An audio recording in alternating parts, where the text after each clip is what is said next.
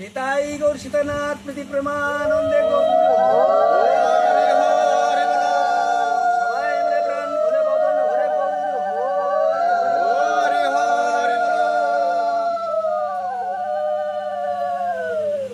উপস্থিত সাধু বৈষ্ণব, আপনাদের চরণে আমার করি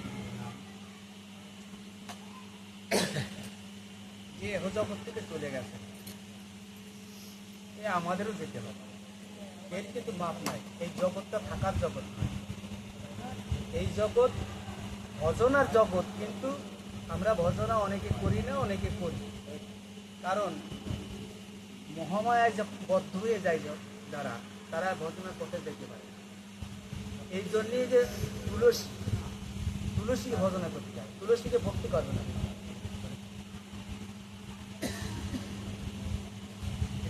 5 মিনিট আগে বলবেন। তুলসী, আমি কিছু ভজন শিখিয়ে যাই, আমি যেখানেই যাই কিছু ভজন কথা শিখিয়ে যাই, কারণ মানুষের যাতে কল্যাণ হয়।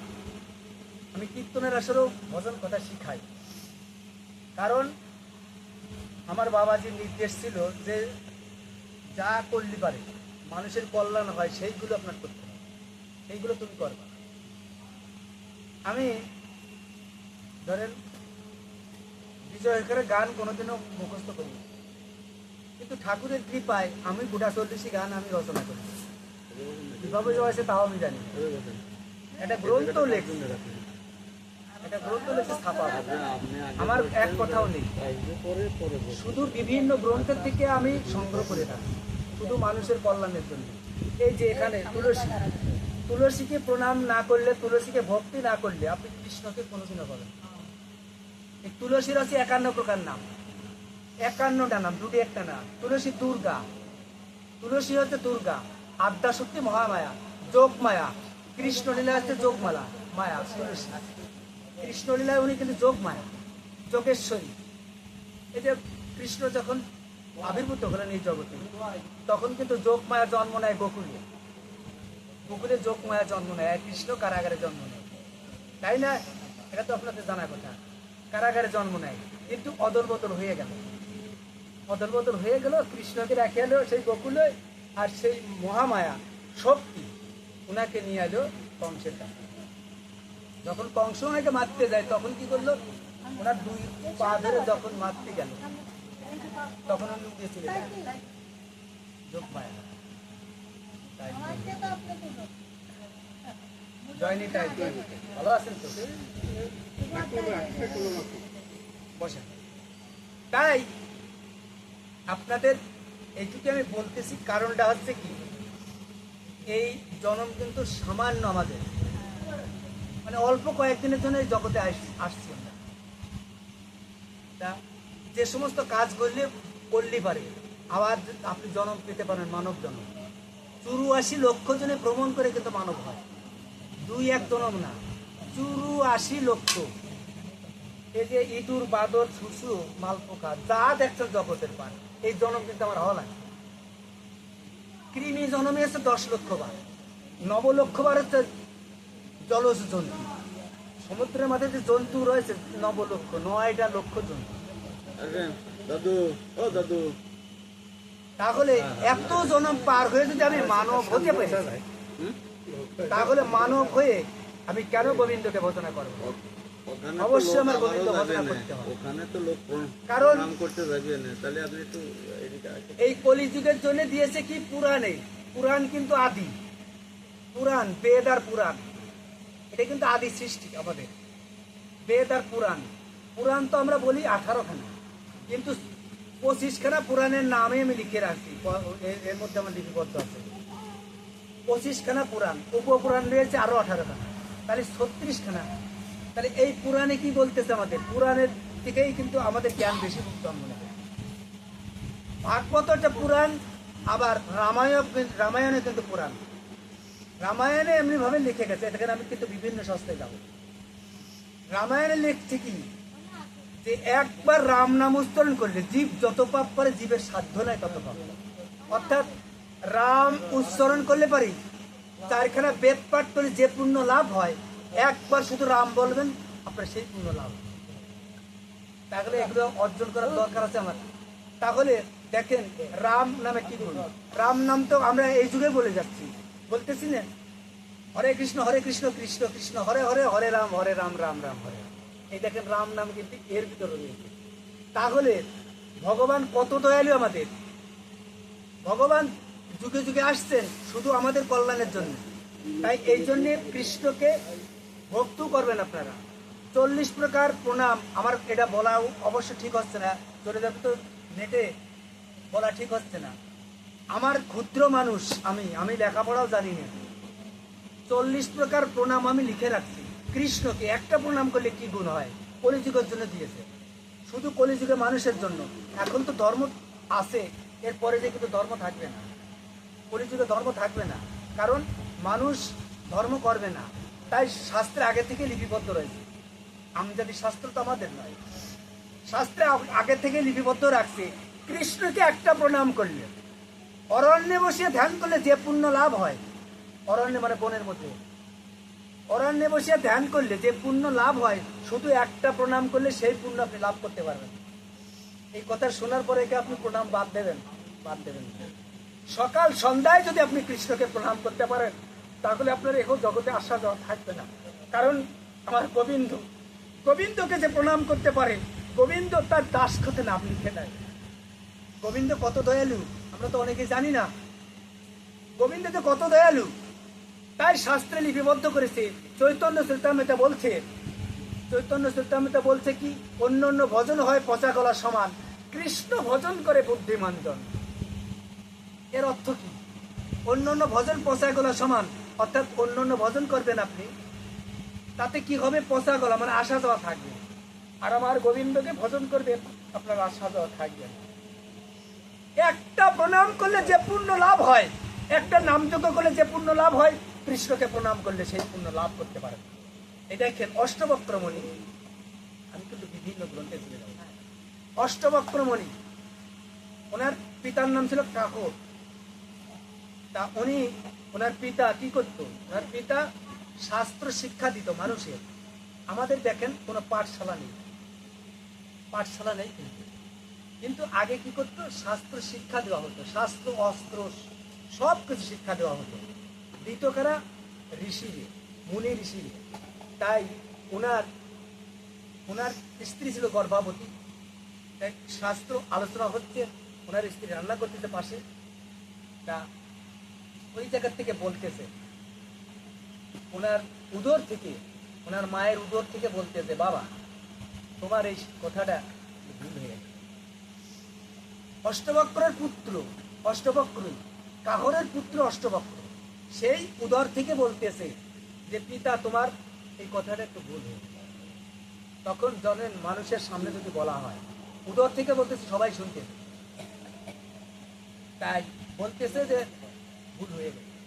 তখন বলতেছে, তুই উদর থেকেই পাকা কথা, এই জগতে তুই আসলি না, উদর থেকে তুই পাকা কথা, তা আমি তোর অভিশাপ দেই, তুই অষ্টবেকা হয়ে জন্ম।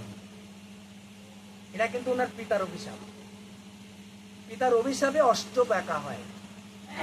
পিতামাতা কিন্তু কম নয়, পিতামাতা কম নয়।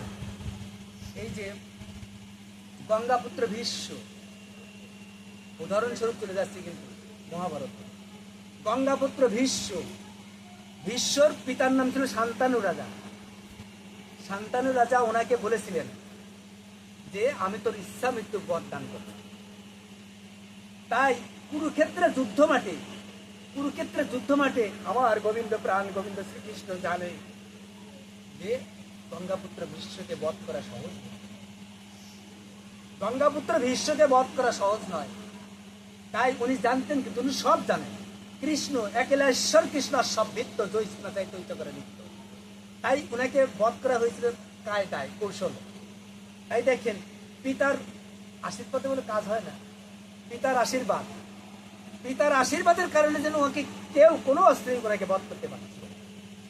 তাই দেখেন পিতামাতার আশীর্বাদ অনেক মূল্যবান। পিতামাতার কাছ থেকে আশীর্বাদ নেবেন আপনারা যারাই আছেন। পিতামাতা ছাড়া আপনি ভজন করতে যাবেন, ভজন সিদ্ধি লাভ করবেন, তাহলে এই দেখেন মহাভারত আবার যাকে হত্যা হয়। কৌশিক মুনি ছিল, কৌশিক মুনি কৌশিক মুনি পিতামাতাকে রেখে উনি ভজন পথে চলে যান। ভজন পথে চলে যাওয়ার ফলে উনি কি করলেন? সিদ্ধি লাভ করলেন। ভজন পথে যে সিদ্ধি লাভ হয়ে গেল, কিন্তু বট বৃক্ষের নিচেই বসে উনি তপস্যা করতেছে। এমন সময় বট বৃক্ষ থেকে একটা বক পাখি পায়খানা করে দেয় ওনার গায়ের উপর। গায়ের উপর পড়ার সাথে সাথে উনি তাকাইছিলেন না কৌশিক, তাকানোর সাথে সাথে বক পাখি পুড়িয়ে কৌশিককে মাটিতে পড়ে দেয়, পুড়ে মারা যায়। তখন উনি মনে মনে চিন্তা করলেন, ওরে বা, আমি তাহলে সিদ্ধি লাভ করেছি, আমি একজন সিদ্ধি লাভ করে দিচ্ছি। তা উনি তো প্রতিদিন ভিক্ষা করতো, তাই উনি কি করেছেন? নগরে গেছে ভিক্ষা করতে। ভিক্ষা করতে গেছে। পতিব্রত নারী হওয়ার কি গুণ এই জায়গায় পাবে না। নারী হলেই হবে না, পতিকে সেবা করতে হবে। পতি সেবা ছাড়া কিন্তু হবে না আপনার। তাই সেই পতিব্রত নারী গৃহে গেছে ভিক্ষা করতে। ভিক্ষা করতে গেলে এমন সময় তার স্বামী এসে কাজ করে এসে গৃহে যখন এসেছে, তখন উনি কি করলেন? ওনার স্বামীকে বাতাস দিচ্ছিলেন। যদি কিন্তু দাঁড়িয়ে রয়েছে ভিক্ষার জন্য, স্বামীকে বাতাস দিচ্ছেন, স্বামীকে শুশ্রূষা করে স্বামীর সেবা দিয়ে তারপরে উনি দাঁড়িয়েই রয়েছে, ভিক্ষা না নিয়ে যাচ্ছে না, দাঁড়িয়ে রয়েছে। তখন এসে বলতেছে, কি আমি সন্ন্যাসী আর আপনি আমাকে অবহেলা করে আপনি আপনার পতি সেবা করতেছেন? তা উনার দিকে কোপ দৃষ্টি তাকাইছে নারীর দিকে কৌশিকী। তখন বলতেছে, আমি কিন্তু বক পাখি নই। মূল্যবান কথা, কিন্তু পতি সেবার গুণ দেখেন। ওই নারী বলতেছে, আমি কিন্তু বক পাখি নয়। তখন উনি মনে মনে চিন্তা করলো, সে কি, আমার দৃষ্টিতে বক পাখি মারা গেল, এই রমণী কি করে জানবে? পতি সেবার গুণেই কিন্তু জানবে। তাই দেখেন, পতিটাও কম মনে করবেন না। পতি সেবা করতে হবে, মা বাবাকে শ্রদ্ধা করতে হবে। মা বাবার শ্রদ্ধা ছাড়া কৃষ্ণকে যতই ডাকেন পাবেন না। কারণ গোকুলপতি শ্রীকৃষ্ণ, গোকুলপতি হচ্ছে আমাদের শ্রীকৃষ্ণ। এই দেখেন, একটু পড়তে গেছি, যেমন ত্রেতা যুগে রাম অবতারে প্রভু রামচন্দ্র মাতৃ আর পিতার ঋণ শোধ করার জন্য বনে গিয়েছিলেন না? এটা তো আপনাদের জানা কথা। 14 বছর বনে গিয়েছিলেন প্রভু রামচন্দ্র। তাহলে মায়ের ঋণ শোধ করলো, পিতৃ ঋণ শোধ করলো, এবং মায়ের যে দাবি ছিল, মায়ের যে দুটো বর পাওনা ছিল, দুটো বর পূরণ করে দিলেন প্রভু রামচন্দ্র। আজকে রাত্রি অভিষেক, প্রভাতের দিক প্রভু রামচন্দ্র রাজা হবেন। কি শব্দ পড়ে গেছে, হাজার হাজার মনি ঋষি এসে উপস্থিত হয়েছে, কলসি ভরে ভরে জল আনতেছে। কি একটা আমদানি বাড়িতে, নগরে। তাই এই পেশা আসেন, বামে রেখে প্রণাম করবেন। তাই কি একটা সাড়া পড়ে গেছে। এমন সময় লক্ষ লক্ষ মনি ঋষির এসে উপস্থিত হয়েছে। মনি ঋষি কিন্তু 60,000 মনি ঋষি আজও তারা বেঁচে আছে। কোথায় রয়েছে? এটাও কিন্তু শাস্ত্রে বর্ণনা দেওয়া আছে। সমুদ্রের তলদেশে রয়েছে, এবং বড় বড় বৃক্ষের নিচে রয়েছে, বড় বড় পাহাড়ের নিচে রয়েছে। আবার যখন সত্যযুগ আসবে, তখন তারা কিন্তু আবার উদয় হবে। তাই মুনি ঋষিরা যখন এসেছে, যখন এরা সংবাদ পেল যে দশরথ রাজা দুটি বর পাওনা ছিল, এক পরে কৈকেয়ী মাতা চেয়েছে কি, এক পরে ভরতকে রাজা, আর দ্বিতীয় বরে রামচন্দ্রের 14 বছর বনবাস। এই কথা শোনা মাত্র দশরথ রাজা পড়ে গেলেন ভূমিতে। দশরথ রাজা ভূমিতে পড়ে গেল যে এত ভালোবাসতাম তোমাকে, আর তুমি কি ডাইনি, তুমি ডাইনি হয়ে কি করলে? আমার পুত্র এই এখানেও সময় তুমি কি সর্বনাশ করলে? তুমি আমার স্ত্রী যদি হতে, তাহলে তো করতে পারতে না। তুমি কি সর্বনাশ করেছো? দশরথরা সেখান থেকে কথা বন্ধ। তাই এমনি সংবাদ প্রভু রামচন্দ্র শ্রবণ করে রামচন্দ্র এসে কৈকেয়ী মাতাকে বলতেছে, মা দেখেন দয়ালু কত, আমার ভগবান কত দয়ালু। বলতেছে, মা আমি কোন পক্ষ ভ্রমণ করছি, কারণ তোমার এই কথা যদি আমি না পেতাম, মা আমি বনে না গেলে ওই হাজার হাজার মুনি ঋষিকে আমি দর্শন করতে পারতাম। তাই দেখেন, মুনি ঋষিকে দর্শন করা মহাপুণ্য থাকা দরকার আছে। মহাপুণ্য না থাকলে মুনি ঋষির দর্শন হয় না, মহাপুণ্য না থাকলে ভোগরাগে যাওয়া যায় না, ভগবানের কথা শ্রবণ করা যায় না। এটাও কিন্তু পুণ্যের কায়দাই হয়। এই যে একজন সাধু, তিনি কিন্তু অনেক ভক্ত সঙ্গ করেছেন। আমি কিন্তু এই বাড়িতে বহুবার এসেছি। এই জায়গায় আমি ভাগবত করেছি একবার নিশান্ত বাবাজির সঙ্গে। ওই ওইদিকে আমি ভোগ আরতিও করে গেছি, আমার মনে আছে। তাই দেখেন, পুণ্য না থাকলে হয় না। যাই হোক, এটা নিজের কথা বলা ঠিক না, আমার কিছু পুণ্য অবশ্য আছে। তা না পারে আপনাদের সম্মুখে ভাগবত কথা বলার অধিকার আমার যে দিয়েছে ভগবান, এটা কিন্তু আমি জানতাম না। আমি ছোটবেলা থেকেই আমি লেখাপড়া কিছুই জানি না, চর্চা করি আর গ্রন্থ পড়ি আর কি করি, কীর্তনাদি মুখস্থ করি। আমার জীবন, আমার 66 বছর বয়স, আমি 17 বছরের সময় আমি আশ্রম থেকে আমার পড়া পরিবার করি। অসীম বাবাজি আমার পিছনে বসে আমার গানের 5 ঘর বলতে পারছে, কথায় কথায় চলে এলো তাই বলতে। তাই দেখেন, বর্তমান আপনারা কীর্তন যথেষ্ট শুনতেছেন, কিন্তু কীর্তন শুনতে পাচ্ছেন না। কীর্তন কিন্তু যথেষ্ট হচ্ছে দেশে, কিন্তু কীর্তন হচ্ছে না, লীলা হচ্ছে না। কারণ একটা লীলা মুখস্থ করা অনেক তাপ দেয়। আমার কাছে কীর্তনটা বলি আছে 350 কীর্তন। আমি মাত্র 10টা লীলা মুখস্থ করি, 10টা। একটা লীলা খালি লীলাই দিয়ে দেবো, তাহলে কত সময় লাগবে? তাহলে এ মুখস্থ করা সহজ? অত সহজ নয়। ওই 2 কথা কীর্তনের 2 কথা বলেই ওনারা বাড়িতে অমুক গাছ লাগায় না, পিতা মাতার খাবার দেয় না, নানান কিছু বলে কিন্তু শেষ করে দেয়। এটা কিন্তু কীর্তন হচ্ছে না, কিন্তু এটা ভক্ত সঙ্গ। যাই হোক, সাধুগুরু বৈষ্ণব আমার অপরাধ হলে ক্ষমা করে দেবেন। উচিত কইতে কৃষ্ণ নাহি ডরি, অর্থাৎ ভৃগুমুনি বলেছিলেন, উচিত কথা বলতে আমি ডরাই না। আমি তো ভৃগুমুনি নাই, আমি তদ্দিকের লোক নয়, কথায় কথায় আসে বলে তাই বললাম। আমার অপরাধ ক্ষমা করে দেবেন। কারণ বৈষ্ণব যারা তাদের দীনতা তারা বেশি স্বীকার করে। এই দেখেন, ক্রোধী কিন্তু নয়। আমাদের বৈষ্ণব যারা আছে তারা কিন্তু ক্রোধী নয়, কখনো তারা ক্রোধী নয়। যেমন দেখেন, এই জগৎটা সৃষ্টি করছে কিনা ব্রহ্মা সৃষ্টি করছে এই জগৎ আমার গোবিন্দের নির্দেশে। ব্রহ্মা, বিষ্ণু, শিব 3 জনকে উনি প্রথমে সৃষ্টি করলেন। হর আর হরি, এই দেখেন আরেকটা কথা বলে যাই, হর আর হরি। হরি মানে কিনা কৃষ্ণ, আর হর মানে শিব। এই হর আর হরিকে কেউ আলাদা করবেন না। যে হর সেই হরি, যে হরি সেই হর। এটা কিন্তু ভাগবত দেওয়া। বারাণসী ভারতের মধ্যে বারাণসী শিবলিঙ্গ আছে। শ্রীকৃষ্ণ নিজেই বলেছে আমি শিবলিঙ্গ। তাহলে কি পার্থক্য করতে পারবেন হর আর হরি? কিন্তু হরকে ভজনা করলে পরে কি হবেন? ওই সেই কৃষি যাবেন, হরের ধামে যাবেন।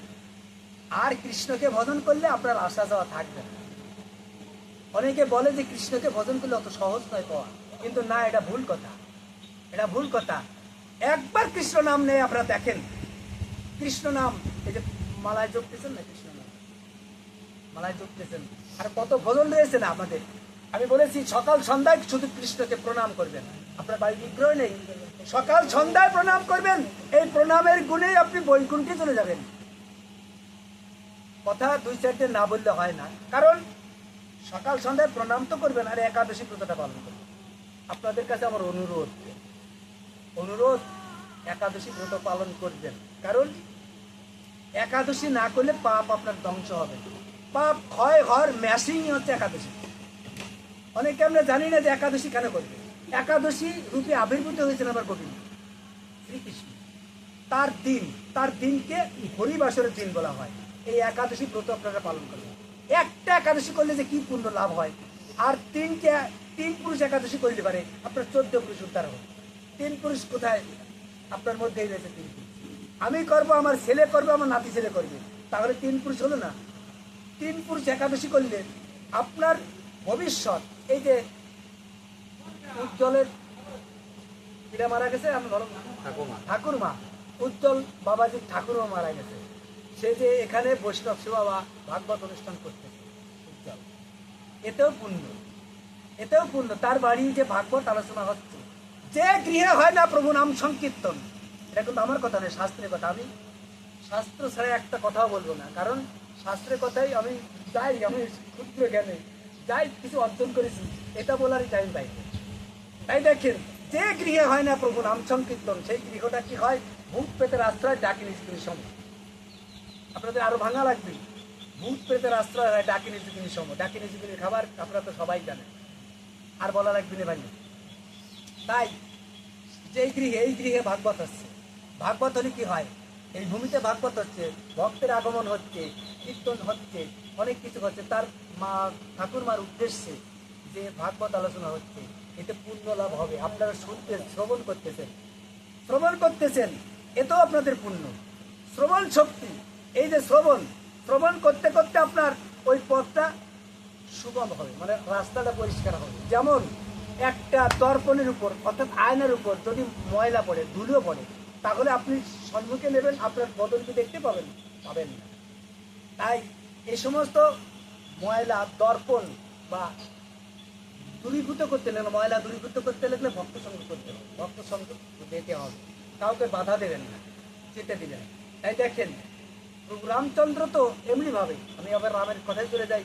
তাই দেখেন, প্রভু রামচন্দ্র মাতৃ সত্য, মাতৃ ঋণ, পিতার সত্য পালন করতে উনি 14 বছর গেলেন বনে। আচ্ছা, আরো দুইটি বলে যাই। দুটোর ভিতর কি? স্বয়ং শ্রীকৃষ্ণ নিজে দেখাই দিয়ে গেছেন। রামচন্দ্র দেখালেন, শ্রীকৃষ্ণ দেখালেন। উনি গোষ্ঠে যাবে, বসে রয়েছে। গোষ্ঠে যাবে, গোষ্ঠ লীলায় আছে, আবার শাস্ত্র আমাদের পাওয়া আছে। গোষ্ঠে যাবে, বসে রয়েছে, কিন্তু ওনার মা যেতে দিচ্ছে না। মা যেতে দিচ্ছে না, কেন যেতে দিচ্ছে না? আমি তিল মাত্র গোবিন্দকে, তিল মাত্র আমার গোপালকে দর্শন না করলে আমি থাকতে পারি না। মা যশোদা বলছে, আমি তিল মাত্র, মানে চোখের পাতা বুঝতে যতটুক সময় দেরি, ততটুক সময় যদি কৃষ্ণ বদন আমি দর্শন না করি, তাহলে আমি হাউ হুতাতে পড়ে যাই। তাই উনি যেতে দিচ্ছে না, কৃষ্ণকে কোলে করে বসে রয়েছে মা যশোদা। এমন সময় দ্বাদশ রাখাল এসে বলছে, ভাই কানাই, তুই গোষ্ঠে যাবি না ভাই? তা বলতেছে, ভাই গোষ্ঠে তো যাবো, কিন্তু আমার মা আজ আমাকে দিচ্ছে না ভাই। তখন বলতো, ও তোর মা আছে আর আমাদের মা বাপ নেই? তখন কৃষ্ণ বলতেছে, ওরে শ্রীরাম, ওরে সুরাম, আমার মায়ের মতে এমন মা কজনের আছে ভাই? আমার মায়ের মতে এমন মা কজনের আছে? স্তন কিনে বাধা রেখে আমাকে সেবা দিয়েছিল আমার মা। সেদিন হতেই তো মায়ের কাছে ধরার কাছে আমি ধরা। সেদিন হতে আমার মায়ের মতো কি মা আছে রে ভাই? মা আমাকে যদি যেতে না দেয়, তাহলে আমি তো যেতে পারবো না। এই দেখেন, তাহলে মা মায়ের অবশ্যই মা বাপের কৃপা লাভ করতে হবে। কোনোখানে যেতে হলেও মার কাছ থেকে অর্ডার নিতে হবে, পিতার কাছ থেকে অর্ডার নিতে হবে। আপনি ভজন করে কি করবেন? পিতা মাতার অর্ডার ছাড়া, পিতা মাতার সম্মতি ছাড়া, পিতা মাতাকে আপনি যদি কন্ট্রোল না করে রাখেন, ভক্তি শ্রদ্ধা না করেন, আমার গোবিন্দ রুষ্ট হয়ে যাবে, গোবিন্দ রুষ্ট হবে। তাই দেখেন, কৃষ্ণ তার মায়ের অর্ডার ছাড়া যেতে পারতেছে না। তাই দেখেন, আর একটু করি, আমি অন্য লাইনে যাবো। তাই দেখেন, এই যে কলিযুগ হচ্ছে নিমাই তো নাকি? নিমাই হচ্ছে গৌরাঙ্গ। নিমাই এসেছেন, নিমাইও সন্ন্যাসে যেতে হলে, সন্ন্যাসে যাওয়ার যে স্থলেই যাক, সন্ন্যাসে উনি চলে গিয়েছিল, তবুও যে স্থলেই যাক, ওনার মায়ের আদেশ কিন্তু আবার ফিরে এসে যে কায়দায় হোক নেওয়া লাগে, কায়দা করে নিয়েছিল। কিন্তু মায়ের কাছ থেকে আদেশ নিয়েছিল। তাই নিমাইও শিখাইয়ে গেছে কি? নিমাইও শিখাইয়ে গেছে মায়ের নির্দেশ। তাহলে মায়ের নির্দেশ আমাদের নিতে হবে। তাই দেখেন, নিমাইয়ের আরেকটা কথা বলি, এটা আছে চৈতন্য চরিতামৃতে। নিমাই একদিন মাকে বলছে, মাগো, মামা আমার একটা বর দাও না মা। তখন বলতেছে, তোর কি বর দেবো বল? তোর পায়ে আমি 32টা চিহ্ন পেয়েছি। একদিন মা নিমাইকে সেবা দিচ্ছে, সেবা গৃহ থেকে, ঘর থেকে কিছু আনতে গিয়েছে, এসে দেখে নিমাই 4 হাত। মাস তো আমার নিমাই তো 2 হাত, এখন 4 হাত দেখছি। তখন উনি ভীত হয়ে গেলেন, আমার নিমাই 4 হাত। তখন বলতেছে, নিমাই তোকে আমি কি বর দেবো বল? তা বলতেছে, মা তুমি এমন বর আমাকে দাও, একাদশীর দিনে যেন অন্ন না খায়, এই বরটা তুমি দাও। সাধুগুরু বৈষ্ণব, এই বরটা চাওয়ার উদ্দেশ্যটা কি? আপনারা ব্রেনি, আপনারা জ্ঞানী, আপনারা সব জানেন। এই বরটা উদ্দেশ্য, এই চাওয়ার উদ্দেশ্যটাই হচ্ছে কি, যে এই বরটা চাওয়া মানে গ্রন্থের পাতায় লেখা রয়েছে, এই জন্যে নিমাইকে বর চাওয়া মানে জগৎবাসীকে জানানো, সারা বিশ্বে জানে গেল যে একাদশীর দিন অন্ন খেতে হবে। এটা উনি শিখাই গেছেন, কিন্তু এই জন্য একাদশী ব্রত আপনারা করবেন। একাদশীর 75 প্রকার আমার 9খানা খাতায় লিপিবদ্ধ করেছি, 75 প্রকার লেখা আছে আমার কাছে। একাদশী করলে কি হয়, কেন করতে হয়, কি বৃত্তান্ত, সব কিছু লেখা আছে। একটা কাষ্ঠের গুঁড়ি কি, কাঠের গুঁড়ি যদি আগুন ধরাই দেওয়া হয়, কাষ্ঠের গুঁড়িতে যদি আগুন ধরা দেওয়া হয়, তাহলে কাষ্ঠের গুঁড়ি কি থাকবে? কাষ্ঠের গুঁড়ি থাকবে না। আপনি উঁচু করতে ধরতে যাবেন, ছাই হয়ে যাবে, পুড়তে ধীরে ধীরে ধীরে ধীরে পুড়তে পুড়তে ছাই হয়ে যাবে। আমার মধ্যে যে প্রচুর পরিমাণ পাপ রয়েছে, এই পাপ একাদশী ব্রত করলে পরে ওই রকম পাপ পুড়ে ছাই হয়ে যাবে, পাপ পুড়ে ছাই হয়ে যাবে। এই জন্য একাদশী ব্রতটা আপনারা করেন, যেভাবেই একাদশী করেন তাতেও পুণ্য লাভ হবে। একাদশী যেভাবে করেন আপনি তাতেও পুণ্য লাভ হবে, কারণ এর উদাহরণ রয়েছে শাস্ত্রে।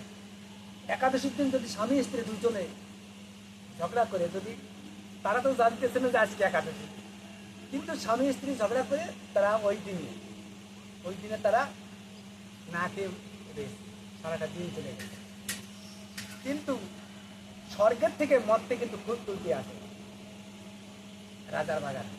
তারা এসে বলতে